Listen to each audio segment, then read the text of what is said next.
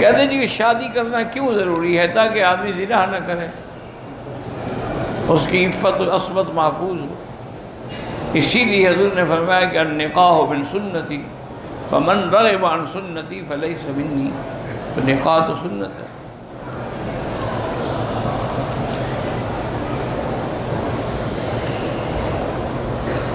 ہم آئے ہیں عمرے پہ، اگر 15 دن مکے میں مقیم متواتر ٹھہرنا ہے تو پھر آپ مقیم ہوں گے، نماز پوری پڑھیں گے۔ اگر 10 دن 11 دن 12 دن تو پھر مسافر ہیں۔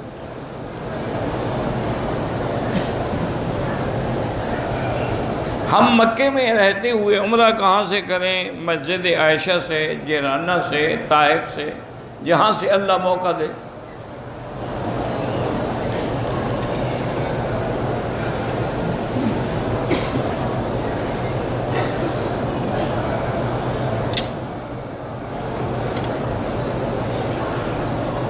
میرا بھائی، ایک بھائی نے اگر مکان کے اوپر ایک فلور اور خود بنایا ہے اپنے پیسوں سے، تو وہ تو بھائیوں پہ تقسیم نہیں ہوگا۔ ہر فلور کی قیمت کر دیں، اس کی قیمت اس کو دے دیں، باقی تقسیم کریں۔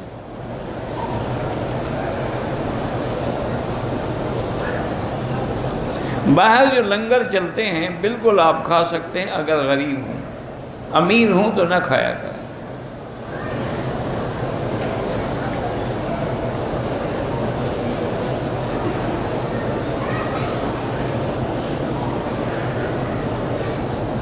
میں عمرے سے آیا تھا مدینے سے، رات کا وقت تھا، میں نے احرام اتار کے دوسرے کپڑے پہن لیے، پھر 3-4 گھنٹے کے بعد میں نے احرام باندھ کے عمرہ کیا، دم پڑ گئی بالکل۔ کیوں اتار دی؟ انہیں میں سوچ جاتے کیا تکلیف تھی۔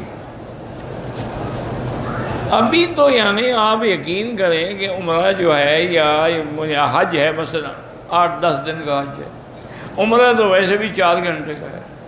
پہلے زمانے میں جب حضور پاک جب عمرے پہ آئے تو آپ تو اونٹوں پہ سفر کر کے مکے پہنچے، 8 دن تو سفر میں لگ گئے، احرام میں رہے۔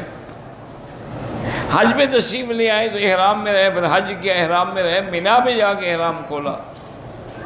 آپ لوگوں کو 3 گھنٹے نہیں گزارے جا سکتے۔